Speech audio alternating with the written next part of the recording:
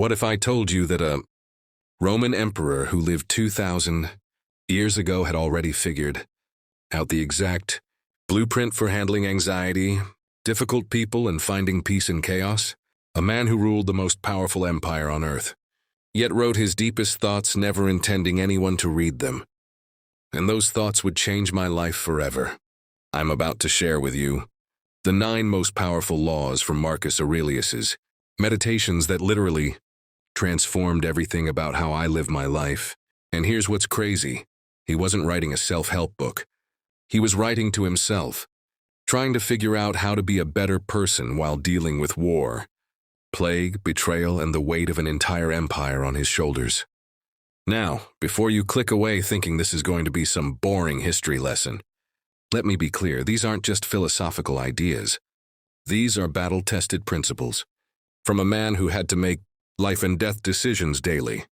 And when I started applying them, my relationships improved, my anxiety decreased, my productivity skyrocketed, and I finally understood what it means to have real inner peace.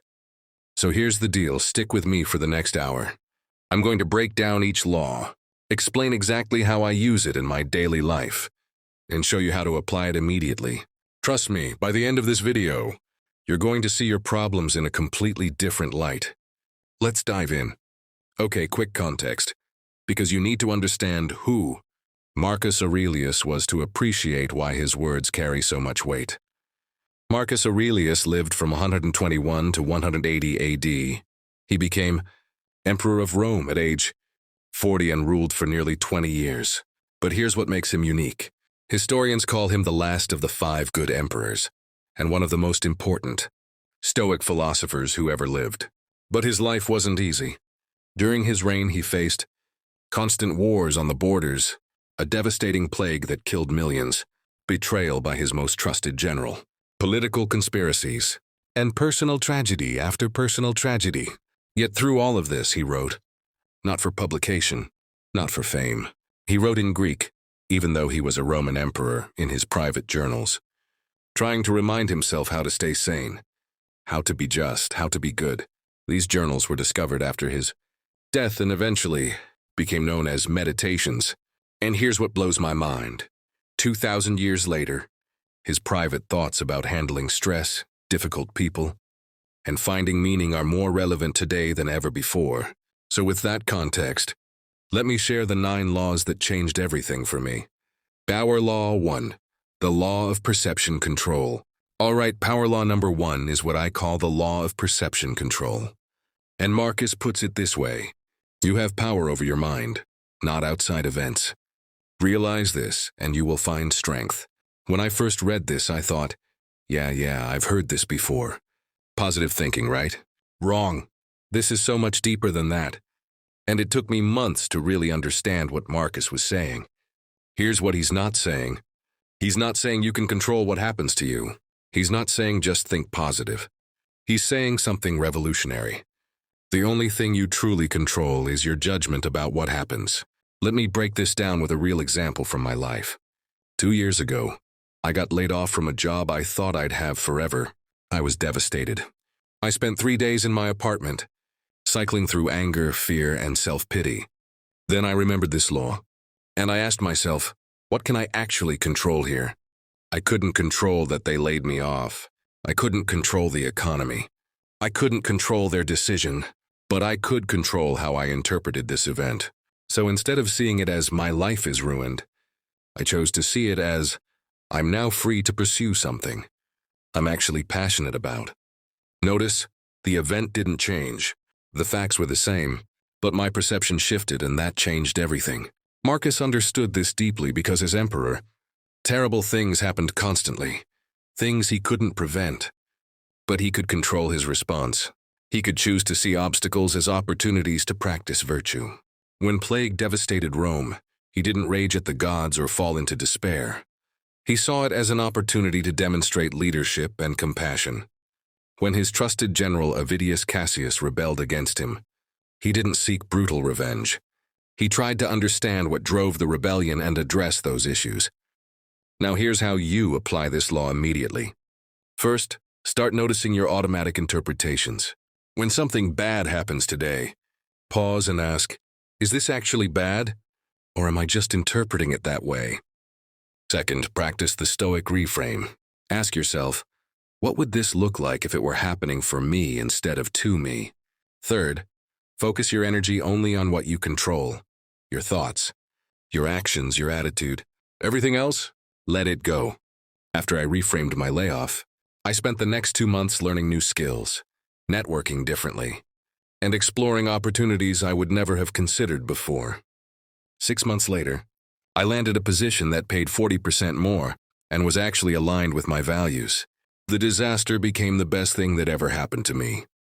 But here's the key. This isn't about toxic positivity. Some things are genuinely bad. Marcus lost multiple children. That's objectively tragic.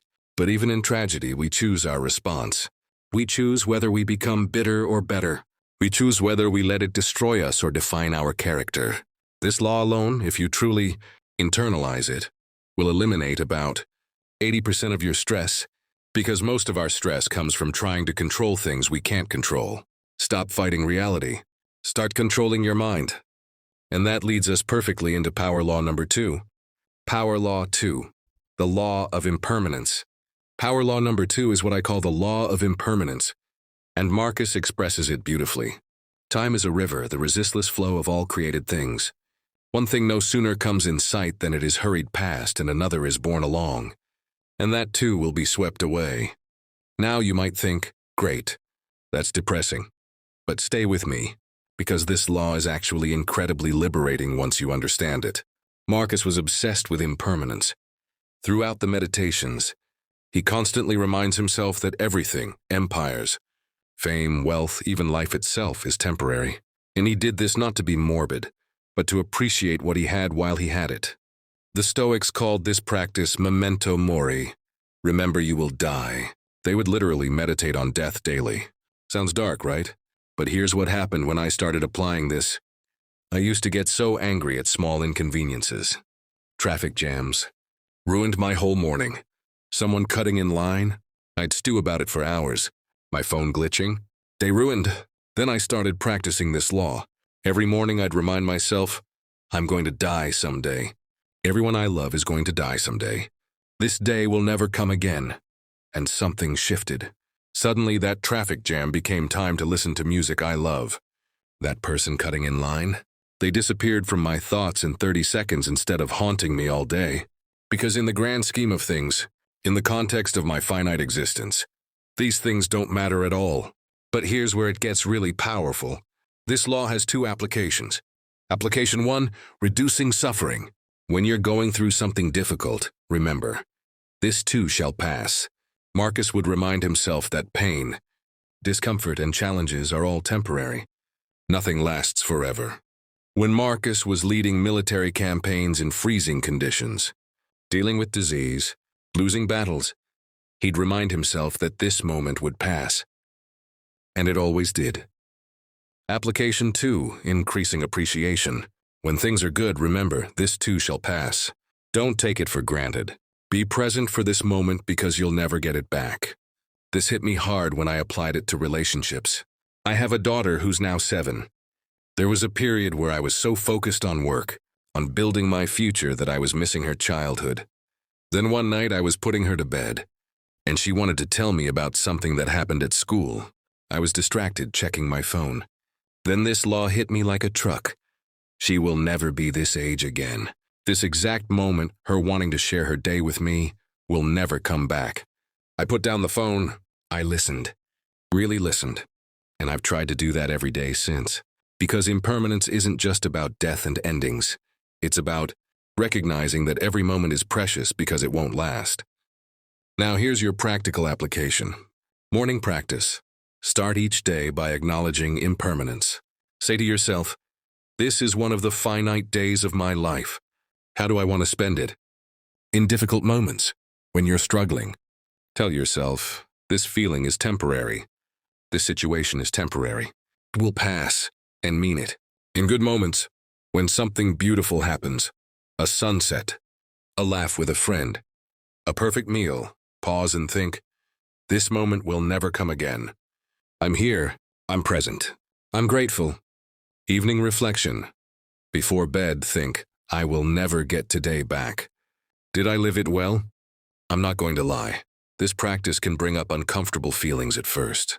Confronting your mortality isn't easy. Recognizing that the people you love won't be around forever is painful. But here's what Marcus understood. Avoiding these thoughts doesn't make them less true. Just makes you less prepared and less appreciative. When you accept impermanence, you stop taking things for granted. You stop sweating the small stuff. You start living deliberately. Marcus wrote these words while on military campaigns, knowing he might not survive. He wrote them knowing that his empire would eventually fall, and it did. He wrote them knowing his children might die young, and several did. Yet he still chose to lead with wisdom and compassion. The law of impermanence teaches us that nothing lasts forever. Not our problems, not our youth, not our lives. So we can either spend our limited time worrying about the inevitable, or we can embrace each moment fully, knowing its preciousness. And when you truly embrace impermanence, you're ready for power law number 3. Power law 3, the law of internal validation. Power law number 3 is the law of internal validation. And Marcus nails this with a truth that feels almost impossible. In our social media age, it never ceases to amaze me. We all love ourselves more than other people, but care more about their opinion than our own. Boom. If that doesn't describe modern life, I don't know what does. But Marcus called this out 2,000 years before Instagram existed. Let me tell you how badly I struggled with this. For years, I was completely addicted to external validation. I would post something online and then check it compulsively. 20 likes? Disappointed. 200 likes? Temporary high followed by anxiety about maintaining it. I made career decisions based on what would impress other people. I bought things I couldn't afford to appear successful. I even stayed in relationships longer than I should have because I was worried about what people would think if I left. And here's what's insane. Most of the people whose opinions I was obsessed with, I didn't even like them. I didn't respect their values. I wouldn't want to trade lives with them. Yet I was giving them control over my self-worth. Marcus understood something profound. When you seek validation externally, you become a slave. You're constantly performing, constantly adjusting, constantly anxious, because other people's opinions are 1. Unpredictable, 2. Often uninformed, 3. Frequently contradictory, 4. And ultimately none of your business. Think about Marcus's position. He was the emperor of Rome, literally. The most scrutinized person in the known world. Every decision he made was criticized by someone. If he showed mercy, he was weak. If he was stern, he was cruel. If he went to war, warmonger. If he sought peace, coward. He could have driven himself insane trying to please everyone. Instead, he developed this law. His validation had to come from within. He had to know his own values, act according to those values, and let the opinions fall where they may. When I finally applied this law, everything changed.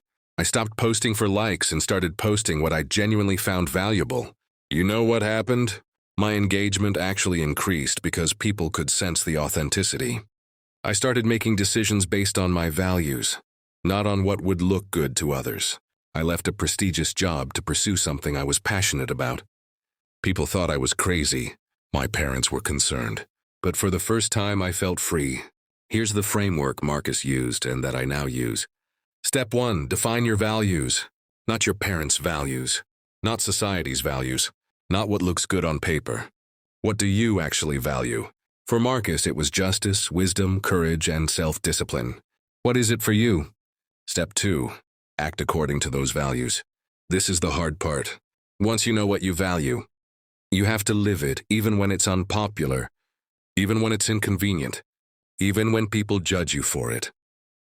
Step 3, judge yourself by your own standards. At the end of each day, Marcus would review, did I act with integrity? Did I do my best? Did I align with my values? If yes, that was enough. Other people's opinions became background noise. Let me give you a concrete example. Last year, I turned down a business partnership that would have made me a lot of money. On paper, it looked great. People told me I was being stupid, but the partnership required me to promote products I didn't believe in. Old me would have taken it, worried about missing out. afraid of what people would think of my decision. New me? I evaluated it against my values, integrity, and authenticity. It failed the test. I said no. And I slept great that night.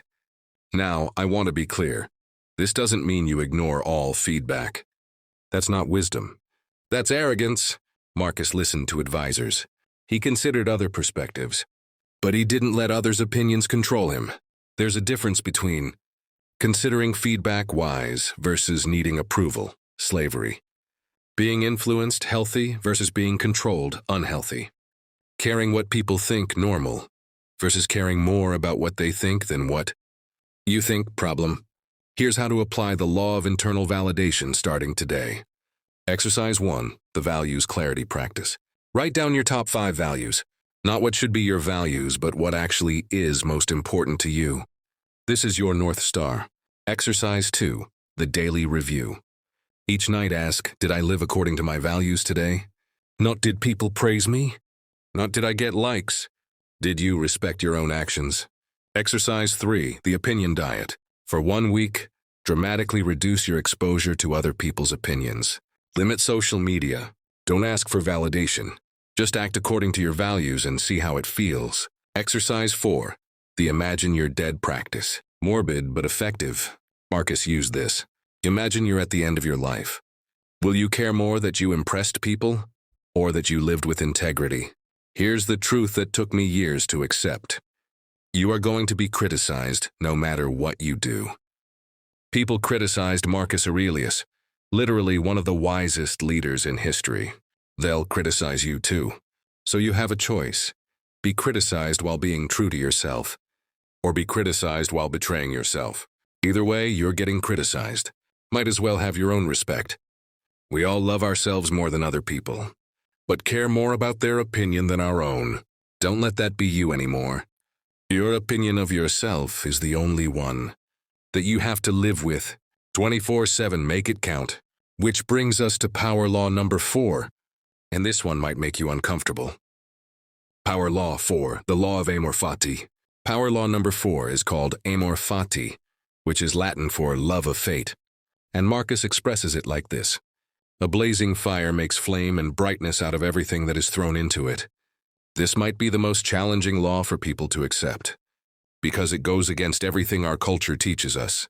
We're told to fight against our circumstances, to resist what we don't like, to constantly wish things were different. Marcus is saying something radical. Don't just accept what happens to you, love it. Transform it, use it. Now before you think I've lost my mind, let me explain what this does not mean. It does not mean being passive or fatalistic, accepting abuse or injustice without action, pretending bad things are actually good, toxic positivity or denying reality. What it does mean is this: whatever has happened has happened. You can't change the past. You can't control many things in the present. But you can control how you respond and what you make of it. Let me share something vulnerable. 5 years ago, I was diagnosed with a chronic health condition. It was devastating. I went through all the stages: denial, anger, bargaining, depression. I spent months asking, why me? I resented my body. I mourned the life I thought I was going to have. And you know what all that resistance did? It made me miserable. The condition didn't change. I still had it, but I was adding psychological suffering on top of physical suffering. Then I discovered amor fati, and I had to make a choice. Was I going to spend the rest of my life resenting this reality? Or was I going to transform it into something meaningful? I chose transformation. I started researching my condition deeply, which led me to nutrition and wellness. I started sharing what I learned. I connected with others facing similar challenges. I became an advocate. Today, I can honestly say, and I know this sounds crazy, I'm grateful for my diagnosis. Not because I enjoy the symptoms, but because it pushed me to become a better, more knowledgeable, more compassionate person. It gave my life direction I never would have found otherwise. This is what Marcus meant by a blazing fire makes flame and brightness out of everything. The fire doesn't discriminate. You can throw garbage into it and it creates heat and light. It transforms whatever it touches. Marcus faced unimaginable challenges. His wife may have been unfaithful. His son Commodus turned out to be a terrible person. Half his children died young. He dealt with plague, war, and betrayal. He had chronic health problems himself. He could have become bitter, angry, tyrannical. Instead, he used every challenge as fuel for becoming more virtuous. Every hardship was an opportunity to practice patience, wisdom, or courage. Here's the formula for amor fati. Event plus resistance, suffering. When something happens and you fight against reality, you suffer. Event plus acceptance, kerishi, peace. When something happens and you accept it, you find peace. Event plus transformation, sur growth. When something happens and you use it as fuel, you grow. Let me give you practical examples of how to apply this. Example 1, job loss. Resistance, this is terrible. My life is ruined. Why did this happen to me? Acceptance, this happened. It's not what I wanted, but it's reality now. Amor fati, this is forcing me to explore new opportunities. What can I learn? How can I use this to redirect towards something better? Example 2, relationship ending. Resistance, I can't believe they did this. I'll never find someone else. I'm going to be alone forever. Acceptance, the relationship is over. I feel sad, but I acknowledge this reality. Amor fati, this relationship taught me what I need and what I don't. I'm now free to find a better match. This pain is helping me grow. Example 3, failure or rejection. Resistance, I'm not good enough. I'm a failure. I should give up. Acceptance, I failed this time. That's okay. It happens. Amor fati, this failure is showing me exactly what I need to improve. It's valuable feedback. I'm becoming better through this. Now let me address the elephant in the room. What about truly terrible things? Trauma, abuse, tragedy? Marcus isn't saying you should love abuse or that trauma is good. Some things are genuinely, objectively bad. But even in Power Law 5, the law of expectations. Power Law number 5 is the law of expectations. And Marcus delivers this wisdom with almost comedic practicality. When you wake up in the morning, tell yourself, the people I deal with today will be meddling, ungrateful, arrogant, dishonest, jealous, and surly. I love this quote because it sounds so pessimistic at first. Like, wow, Marcus, who hurt you? But stay with me, because this is actually one of the most compassionate and practical laws. How many times have you been blindsided by someone being rude or difficult? You're having a good day, everything's fine, and then someone cuts you off in traffic or a colleague is passive-aggressive, and suddenly your entire day is ruined. This used to happen to me constantly. I'd start the day optimistic, expecting people to be reasonable and kind, and then I'd be shocked and offended when they weren't. Can you believe what they did? I'd spend hours venting about it. Marcus is teaching us something crucial here. Expectations determine your emotional experience. If you expect everyone to be perfect and they're not, you suffer. If you expect some people to be difficult and they are, you're prepared. Now, here's what Marcus does that's brilliant. He doesn't stop with that quote. He continues, "They are like this because they can't tell good from evil. But I have seen the beauty of good and the ugliness of evil, and have recognized that the wrongdoer has a nature related to my own, not of the same blood or birth, but the same mind and possessing a share of the divine." See what he's doing? He's not saying people are terrible, so be cynical. He's saying, 1, expect people to be imperfect. 2, remember they're imperfect because they're confused, not because they're evil. 3, they share the same human nature as you. Therefore, respond with understanding, not outrage. This law completely changed how I experience daily life. Let me give you a specific example. I used to dread customer service interactions. You know, calling the cable company, dealing with insurance, returning something at a store. I'd get so anxious beforehand, and so angry during the interaction. If things didn't go smoothly, why? Because I had this unrealistic expectation that it would be easy, that the representative would be competent and helpful, that the system would work perfectly. Now, before any interaction like that, I prepare differently. I tell myself, the person I'm about to speak with might be having a bad day. They might be new. The system might be frustrating for them too. They might not know the answer immediately. You know what happens? When they are competent and helpful, I'm pleasantly surprised and grateful. When they're not, I'm patient because I expected it might be challenging. Either way, I stay calm. But this law goes way deeper than customer service. Apply it to relationships, and it's revolutionary. Family. Instead of expecting your parents or siblings to be perfect, remember, they're flawed humans doing their best with limited understanding. When they disappoint you, you're prepared. When they show up well, you appreciate it more.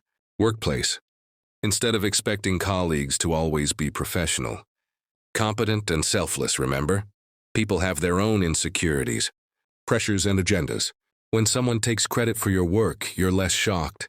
When someone collaborates generously, you're more grateful. Friendships. Instead of expecting friends to always be available, supportive and understanding, remember they have their own lives, challenges, and capacity limits. When someone lets you down, you handle it better. When someone shows up, you treasure it more. Romantic relationships. Instead of expecting your partner to read your mind, always meet your needs and never be difficult. Remember, they're a separate person with their own wounds, triggers, and bad days. When conflict arises, you're not blindsided. When things are good, you're appreciative. Now, critical distinction here. This is not about lowering your standards or accepting mistreatment. There's a difference between expectations, what you anticipate, versus standards, what you accept. You can expect people to sometimes be difficult, realistic anticipation, while still maintaining standards for how you're treated, appropriate. Boundaries? For instance, I expect that my business partners might sometimes miss deadlines or make mistakes. That's human nature. But I don't accept chronic unreliability or dishonesty. If someone repeatedly violates my standards, I adjust the relationship accordingly. Here's the beautiful paradox.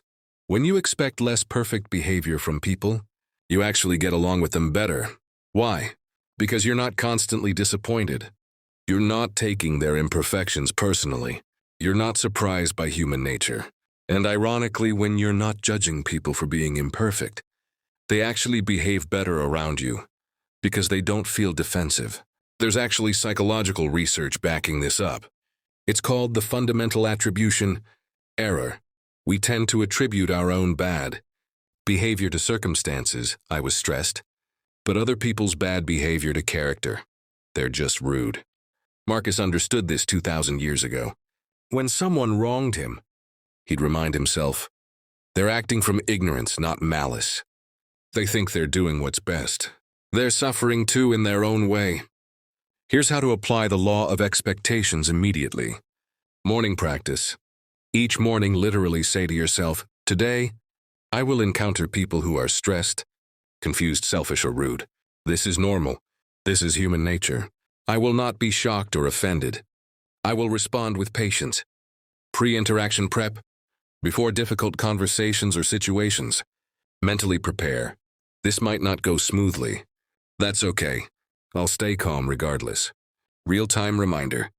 When someone is being difficult, pause and think, they're behaving this way because they're confused about what's good. They're suffering. They're human just like me. Evening reflection. At night review. Was I surprised by human imperfection today? Did I let it disturb me? How can I be more prepared tomorrow? I want to emphasize, this law isn't about becoming cynical or expecting the worst. It's about being realistic, about human nature so that you can respond with wisdom and compassion instead of outrage and disappointment. Since I started practicing this, my stress levels have dropped dramatically.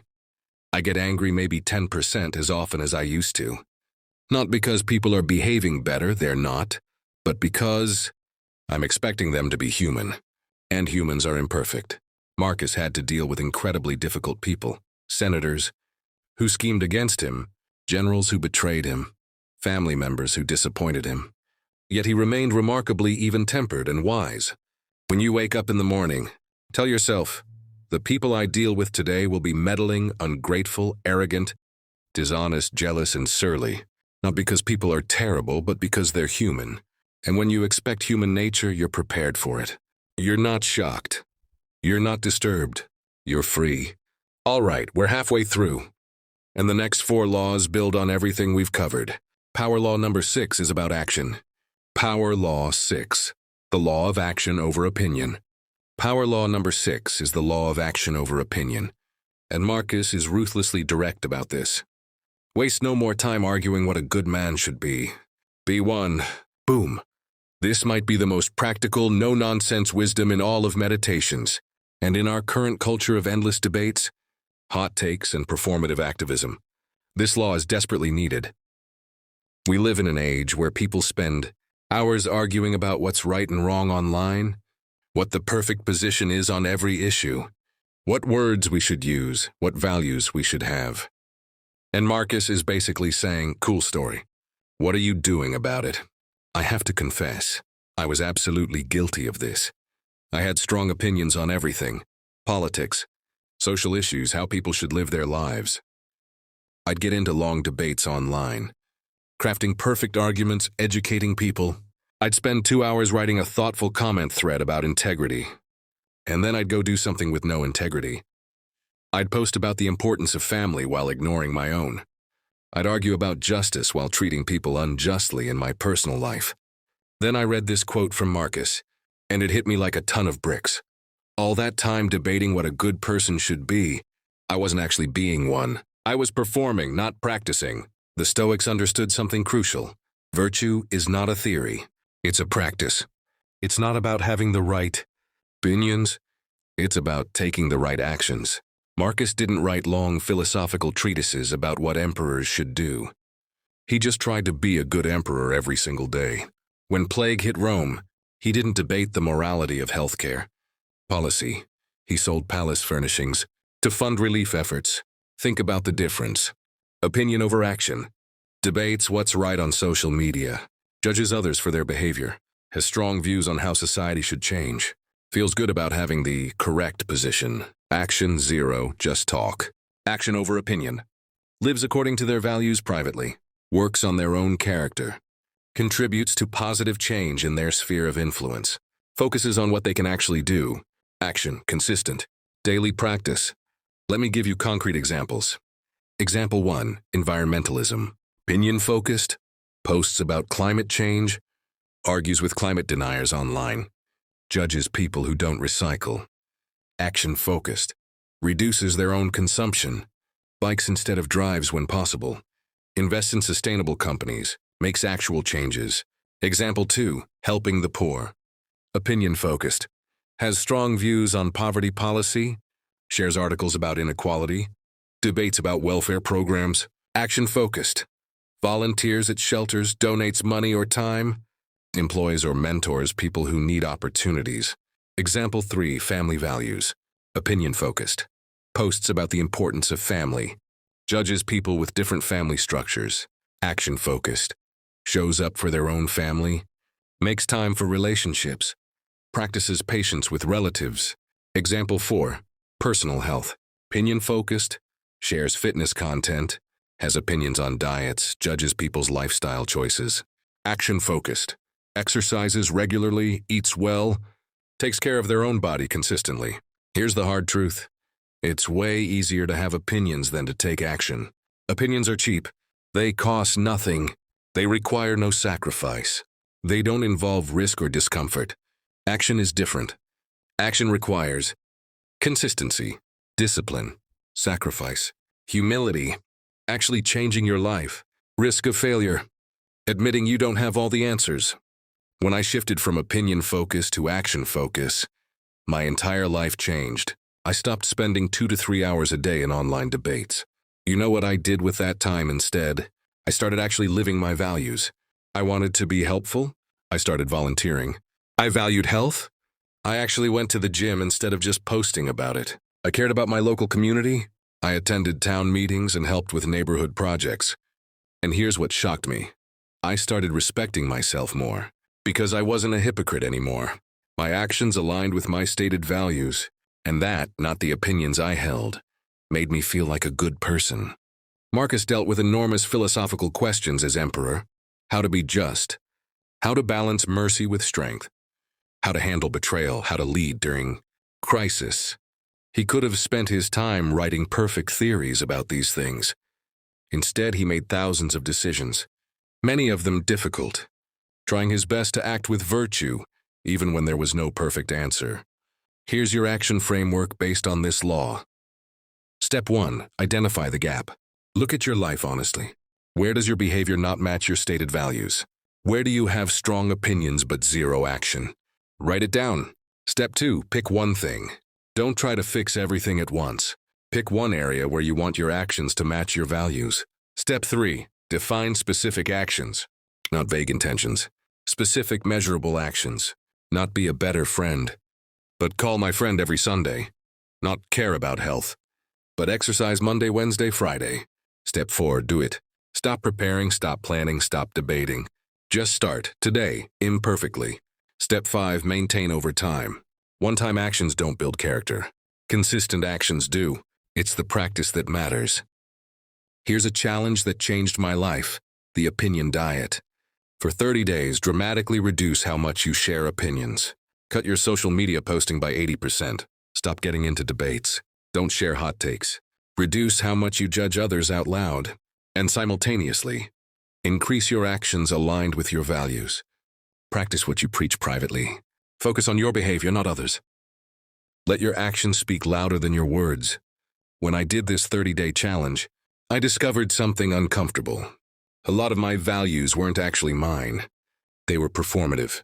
I'd adopted them because they made me look good, not because I genuinely cared enough to act on them. The opinions I really valued, those naturally translated into action without me even thinking about it. I didn't need to post about them or debate them.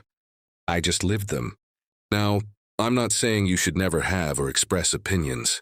That's not realistic or even healthy. Political engagement matters. Advocacy matters. Discussing ideas matters. The question Marcus is asking is, what's your ratio? Are you 90% opinion, 10% action? Or are you 10% opinion, 90% action? I try to live by this rule now. If I'm not willing to take action on something, I don't have strong public opinions about it. And if I do have strong opinions, I make sure I'm backing them up with actual behavior. Marcus wrote Meditations over years, but he never published it. He never sought credit for his philosophy. Why? Because for him, philosophy wasn't about being seen as wise. It was about being wise. The writing was for his own improvement, not for applause. Waste no more time arguing what a good man should be. Be one. So here's my challenge to you. Pick one thing you have strong opinions about. Just one.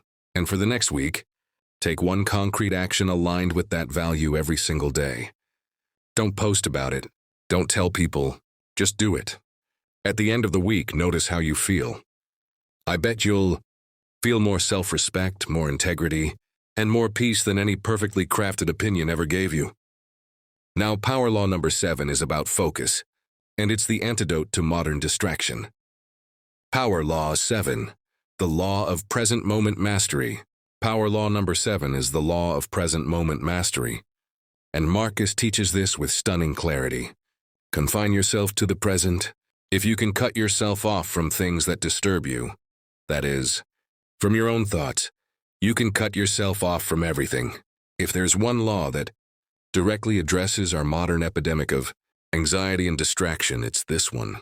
We live in an age of constant mental time travel, and it's destroying us. Studies show the average person checks their phone over 100 times a day. We're bombarded with thousands of messages, notifications, and inputs. Our minds are never in the present. We're always thinking about what happened yesterday or what might happen tomorrow. I have to admit, this is the law I struggle with most. Even now, while I'm recording this, part of my brain wants to think about the comments this will get, whether people will like it, what I need to do after this. And see, that's exactly what Marcus is talking about. That's me not being present right now. Marcus understood something profound. Most of our suffering comes from mental time travel. We're either dwelling on the past, regretting, resenting, wishing things were different, anxious about the future, worrying, catastrophizing, preparing for disasters that may never happen. Anywhere but here, distracted, thinking about other places, other situations. But here's what he realized: the past is gone. You can't change it. The future hasn't happened yet. You can't control it. The only moment you actually have is this one, right now. Let me break down why this matters so much. Why we suffer from past focus. We replay conversations, wishing we'd said something different. We hold grudges, keeping old wounds fresh. We feel shame about past mistakes. We romanticize the good old days and feel current life is lacking. All of this is suffering we create by not accepting that the past is done. Why we suffer from future focus. We worry about things that will probably never happen. We catastrophize, imagining worst-case scenarios. We delay living, waiting for some future moment when things will be better. We feel anxious about outcomes we can't control. All of this is suffering we create by not accepting that the future isn't here yet. Marcus's solution? The present moment is the only moment you can act in. It's the only moment you can practice virtue. It's the only moment that actually exists. Think about Marcus's situation. He's leading military campaigns.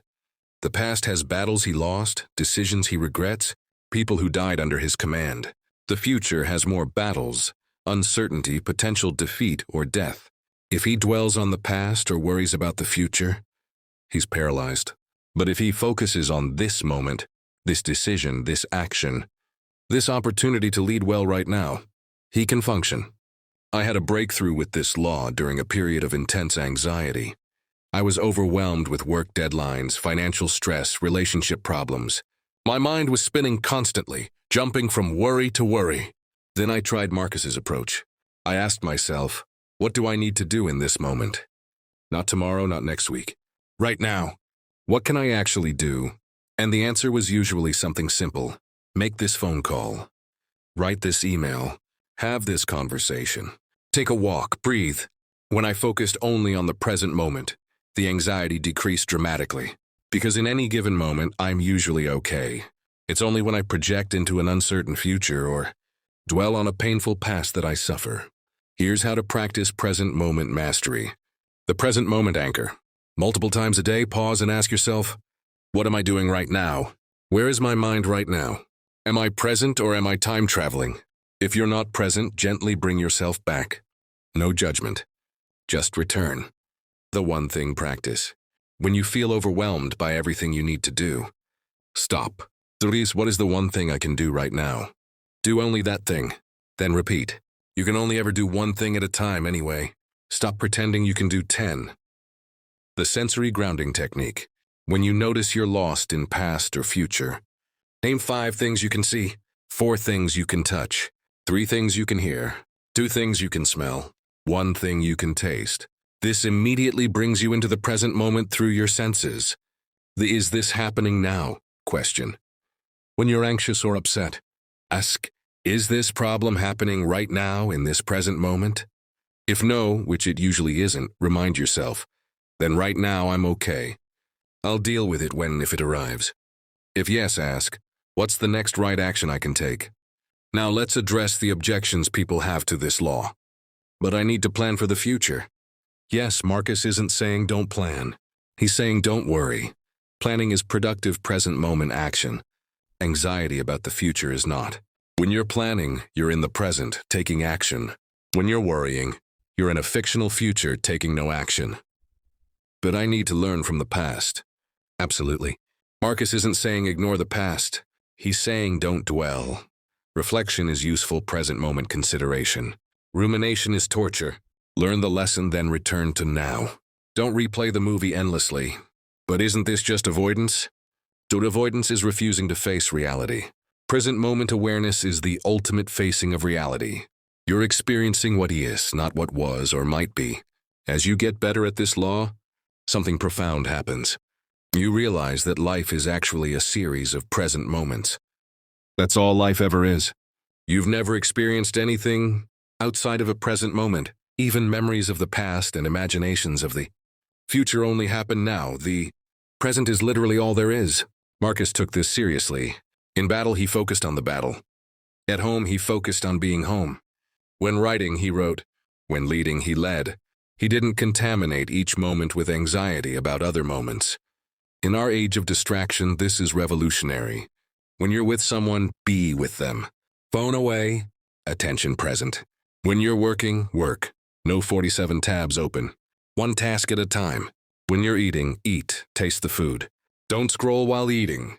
When you're walking, walk, feel your body. Notice your surroundings. When you're resting, rest. Don't feel guilty about things you should be doing. Since practicing this law, I've experienced more peace than I thought possible. Not Because my circumstances are perfect, they're not. But because I'm not adding suffering from the past or future onto my present experience, here's something that might blow your mind. If you're truly present, suffering is actually minimal. Most suffering exists in the stories we tell about the past and future, not in the raw experience of now. Here's your challenge for this law. For 30 days, practice being present for just one activity per day. Pick something you do every day, brushing your teeth, drinking coffee, commuting, whatever. For that one activity, be completely present. Notice everything. If your mind wanders, gently bring it back. That's it. Just one activity per day. Watch how this practice starts bleeding into the rest of your life. Confine yourself to the present. Marcus didn't have smartphones to distract him, but he had a million other things pulling his attention. He chose presence. He chose to focus on what he could control, his thoughts and actions in this moment. You can make the same choice. Right now, in this present moment, which is the only moment you'll ever actually have. All right, we're approaching the final 2 laws. Power law number 8 is about obstacles, and it's going to reframe every challenge you face. Power law 8, the law of the obstacle as the way. Power law number 8 might be the most famous Stoic principle. The law of the obstacle as the way. Marcus captures this with a metaphor that's become legendary. The impediment to action advances action. What stands in the way becomes the way. This quote has launched 1,000 motivational posters. But most people miss how radical and practical this idea actually is. Marcus isn't just saying obstacles build character, though they do. He's saying something much more strategic. He's saying, the obstacle itself shows you where to focus your energy. The challenge is the curriculum. The problem is the path forward. Marcus wrote this while literally facing obstacles constantly. The Germanic tribes he was fighting, they taught him military strategy and leadership.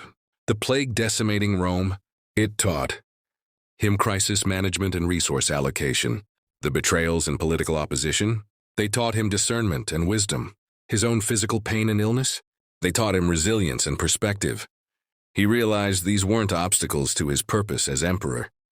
These were his purpose. They were exactly what he needed to become a better leader. Let me share how this law transformed a crisis in my life. 3 years ago, I started a business that completely failed. I lost money, time, and confidence. I felt like the obstacle was that I'd chosen the wrong path. I was ready to quit entrepreneurship entirely and go back to a regular job. Then I reread this law and asked myself, what if this failure is the way forward? What if this obstacle is teaching me exactly what I need to learn? So I analyzed the failure deeply. Why did it fail? I didn't understand my market. What did I do wrong? I built something nobody wanted. What could I learn? How to validate ideas before investing everything. What skill was I missing? Customer research and marketing. Instead of seeing the failure as a dead end, I saw it as a curriculum. The obstacle, my failure, was teaching me exactly what I needed to learn to succeed. So I studied marketing. I practiced customer research. I built small tested ideas before going all in. 2 years later, I launched a new venture using everything that failed business taught me. It succeeded. The obstacle literally became the way. But this law goes even deeper. The Stoics believe that obstacles aren't random. They're opportunities disguised as problems. Every obstacle contains within it the seeds of growth, if you're willing to look. Here's the framework for turning obstacles into advantages. Step 1. Identify the obstacle. What's actually blocking you? Be specific. Not life is hard, but I don't have the skill, resource, relationship, knowledge I need. Step 2. Ask the strategic question. What does this obstacle require me to develop? Maybe it's a new skill, more patience, better strategy, stronger character, different approach, new relationships. Step 3. Reframe the obstacle as curriculum. This obstacle is a teacher. What is it trying to teach you? What quality must you develop to overcome it? Step 4. Take the lesson-based action. Don't just push through mindlessly. Learn the lesson, develop the quality, then proceed with new wisdom. Let me give you examples across different areas. Obstacle. You keep getting passed over for promotions. Old mindset, this is unfair. I'm being held back. Obstacle is the way. What skill am I missing? What perception do I need to change? What do I need to demonstrate? Action. Develop that skill, change that perception, demonstrate that quality. Result: the obstacle forced you to grow in exactly the way you needed. Obstacle: you keep having the same conflict with your partner. Old mindset: they need to change. They're the problem. Obstacle is the way. What pattern am I stuck in? What am I not seeing? What communication skill do I lack? Action: develop better communication, change your pattern, see the bigger picture. Result: the obstacle taught you relationship skills you'll use forever. Obstacle: you have a chronic injury or health condition. Old mindset: this is stopping me from living my life. Obstacle as the way. What is this teaching me about my body? What adjustments do I need to make? What sustainability am I learning? Action: develop better body awareness, sustainable habits, patience. Result: the obstacle made you healthier long-term than you would have been without it. Obstacle: you don't have the money for something you want. Old mindset: I can't do anything until I have money. Obstacle as the way. What creativity does this constraint require? What value can I provide first? What resourcefulness must I develop? Action: develop creative solutions, build value, learn resourcefulness. Result: the obstacle taught you skills that will generate far more money than you originally needed. Here's what's wild. Often the obstacles we think are ruining our lives are actually making our lives. Think about it. The injury that forced an athlete to develop a new technique that made them better. The rejection that pushed someone to create something even more innovative. The loss that made someone reassess and build a more meaningful life. The limitation that sparked creativity that abundance never would have. Now I know what some of you are thinking, but some obstacles are genuinely bad. Not everything is a gift in disguise. You're right. Some obstacles are genuinely terrible. Illness, loss, injustice, these are real problems. Marcus isn't saying everything bad is actually good. He's saying, even when something is genuinely bad, you still have the choice to extract value from it. You can become bitter or better. The obstacle itself might be negative, but your response can be positive. Marcus faced the Antonine Plague, which killed millions. That was objectively terrible. He couldn't stop it, but he could choose his response. He sold palace furnishings to fund relief. He stayed in Rome during the plague to lead. He maintained order and compassion. The plague was an obstacle he couldn't remove, but his response to it, how he led during crisis, became his legacy. The obstacle forced him to demonstrate the very qualities that made him great. In your life, you'll face obstacles you didn't ask for and don't deserve. That's reality. But you get to choose. Will you let the obstacle stop you, give up, become bitter, play victim, delay you? Wait for it to go away, resist it, hope it changes. Or teach you?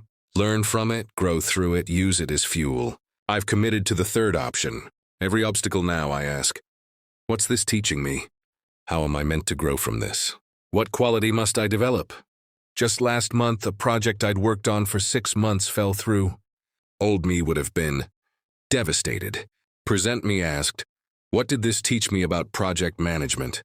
What warning signs did I miss? What can I do better next time? I learned I need to diversify my projects, check in more frequently with stakeholders, and have backup plans. That knowledge is worth far more than the one project.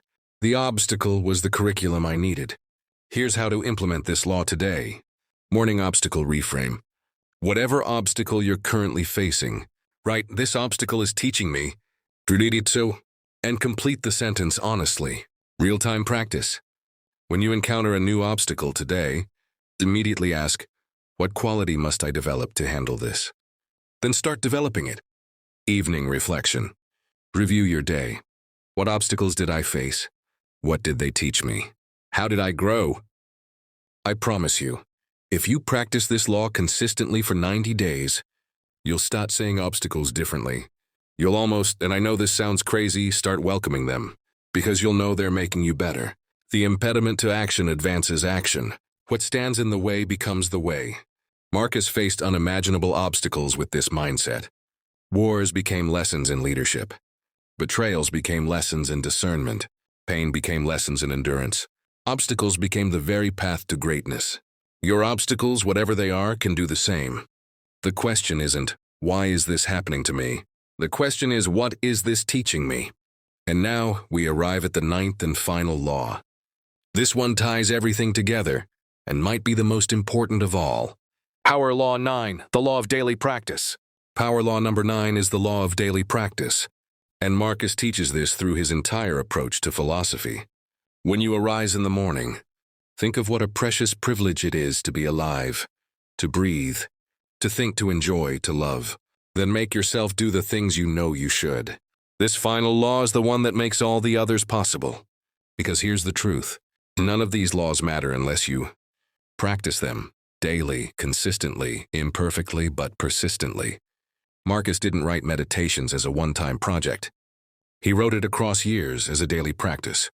Every night he'd reflect on his day. Every morning, he'd remind himself of his principles. He understood something crucial.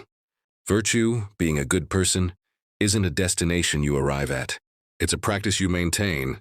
Every single day, you have to choose it. This was the hardest lesson for me to learn. I'm naturally drawn to big dramatic changes, intense bursts of effort, transformation through grand gestures. You know the type. Go to the gym for 3 weeks intensely, then quit. Read 5 self-help books in a month, then do nothing with the information. Make massive New Year's resolutions, then abandon them by February. But Marcus taught me, it's not the occasional heroic action that defines your character. It's the small, consistent choices you make every single day when nobody's watching. The Stoics believed that philosophy wasn't an academic subject. It was a way of life. It required daily practice, like physical training or musical practice. Think of it like this. One-time dramatic actions. Read this entire video script once. Feel inspired for a few days. Slowly forget everything. Return to old patterns. Net change minimal. Daily consistent practice. Review one law each day. Practice it throughout the day. Reflect on it in the evening. Repeat tomorrow. Net change transformation. Here's what people don't understand. Small daily practices compound exponentially. If you get 1% better every day through consistent practice, after 1 week, 7% better. After 1 month, 30% better. After 1 year, 3,778% better. That's the power of consistent daily practice. Not dramatic, but transformative. So what was Marcus's daily practice? Based on meditations and historical records, here's what we know. Morning. Woke before dawn. Reminded himself of Stoic principles. Prepared mentally for the day's challenges. Expected difficulties and planned his responses. Throughout the day, paused regularly to check his thoughts. Asked himself if his actions aligned with virtue. Practiced presence in each moment. Responded to events with wisdom, not reaction. Evening. Reviewed his day in writing. Examined where he succeeded and failed. Noted lessons learned. Prepared intentions for tomorrow. Now you're not a Roman emperor. Your daily practice will look different, but the structure can be the same. Here's what I do based on Marcus's example. My morning practice, 10 minutes. 1. Review one Stoic principle or quote. Ask it, what challenges might I face today? 3. Mentally rehearse responding with wisdom. 4. Set an intention for the day. You remind myself of what I control and what I don't. Throughout my day, when I notice I'm stressed, am I trying to control something I can't? Do it when someone annoys me. They're human. They're imperfect, so am I. Then when I'm procrastinating, what can I do right now? So when something bad happens, how can I use this? My evening practice, 10 minutes. Review my day honestly. 1. Where did I practice virtue? Acknowledge wins. 2. Where did I fail? No self-flagellation, just honest assessment. 3. What did I learn? 4. What will I do differently tomorrow? Notice, nothing in my practice takes more than 10 minutes at a time. It's not about duration. It's about consistency. Now let's talk about why people don't maintain daily practices. Because this is where most people fail. I don't have time. You have time for what you prioritize. Marcus ran an empire during war and plague. You can find 20 minutes. The truth?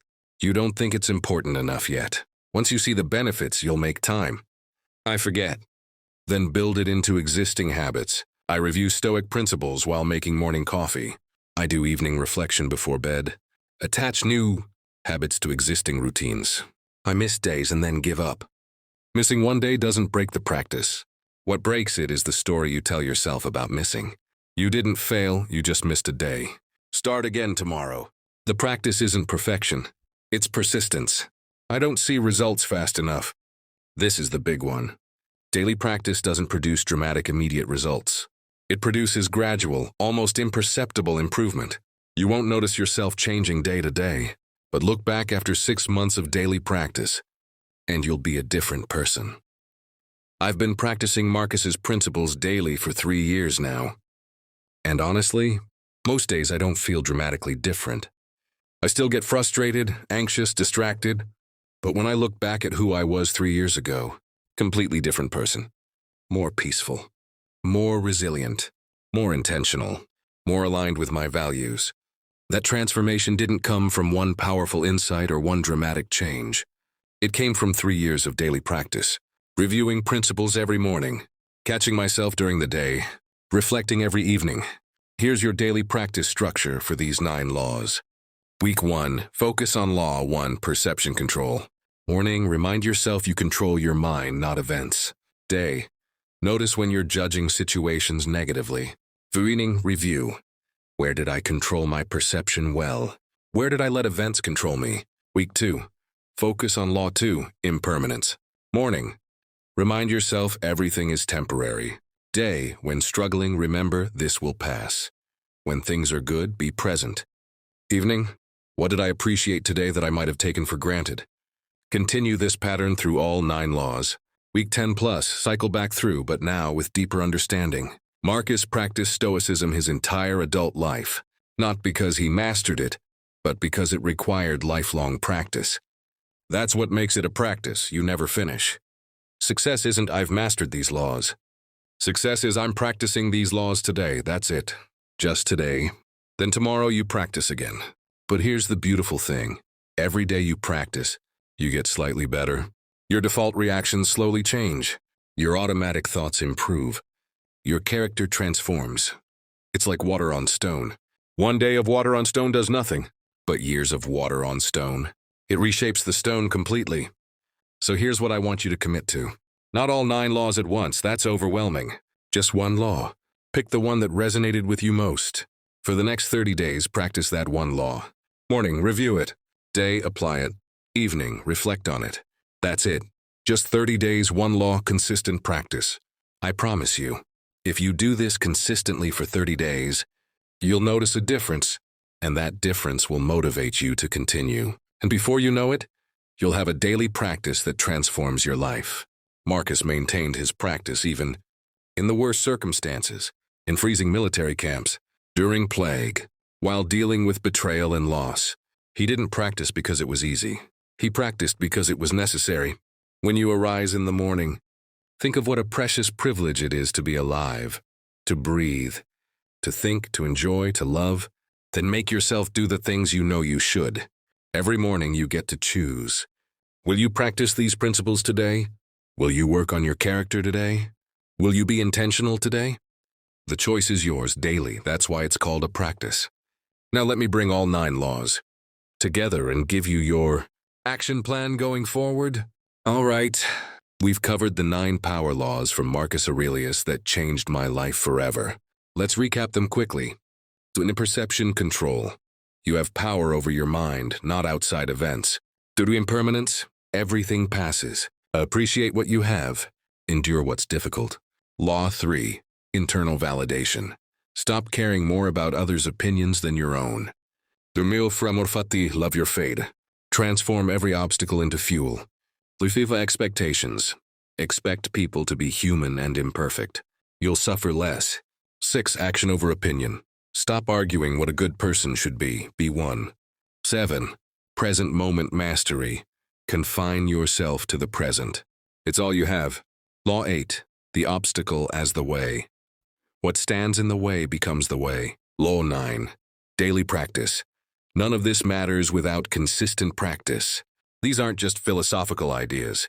They're practical tools that a man used to rule the most powerful empire on earth while maintaining his sanity and integrity. I told you at the beginning that these laws changed my life forever. Here's how. Before discovering Marcus Aurelius, I was anxious, reactive, externally validated. and constantly suffering over things I couldn't control. I had strong opinions but weak character. I was distracted, overwhelmed, and my life didn't reflect my stated values. After 3 years of daily practice with these laws, my anxiety is probably 70% lower. I rarely get upset about things I can't control. I make decisions based on my values, not others' opinions. I've turned multiple failures into stepping stones. I'm present for my relationships in a way I never was before. My actions actually align with my values. I'm at peace with impermanence and uncertainty. I see obstacles as opportunities. And I wake up every day with intention and purpose. Am I perfect? Hell no. I still mess up daily. I still get frustrated, anxious, distracted.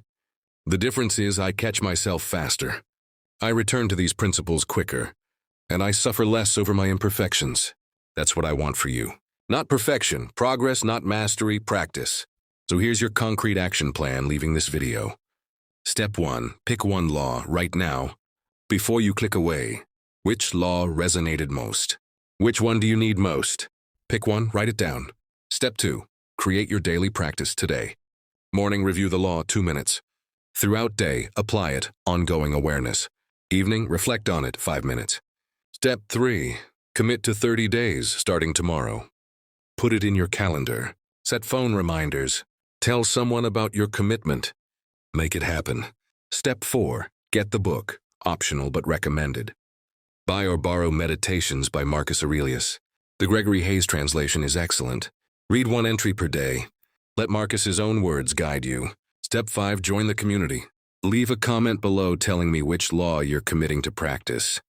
Check back in 30 days and share your experience. Let's support each other. Seriously, pause right now and comment which law you're choosing. Commenting creates accountability. Plus, I read every comment and I'd love to hear which law speaks to you most. I've also put together some resources. I've created a free downloadable PDF with all 9 laws and practice prompts. Link in the description. I'll be making individual deep dive videos on each law. Subscribe and hit the bell so you don't miss them. If you want to go deeper, I have a full course on applied Stoicism. Link in description. But honestly, you don't need my course. You don't even need this video. All you need is the commitment to practice. Marcus never published meditations. He never sought followers or built a brand. He just practiced these principles daily for himself, trying to become a little bit better than he was yesterday. 2,000 years later, we're still studying his private journal because authentic practice is that powerful.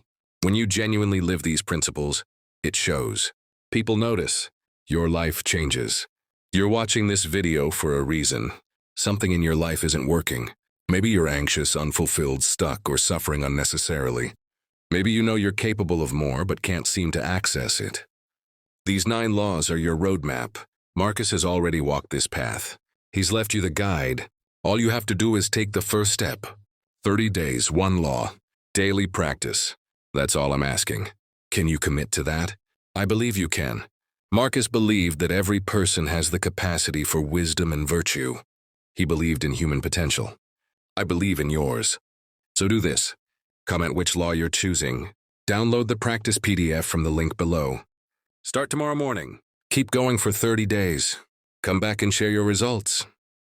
And if you found value in this video, share it with someone who needs these principles. Like and subscribe so we can build a community of people who are serious about living with wisdom and intention. Thank you for spending this hour with me. Thank you for caring enough about your life to seek wisdom. Thank you for being open to changing and growing. You have power over your mind, not outside events. Realize this and you will find strength.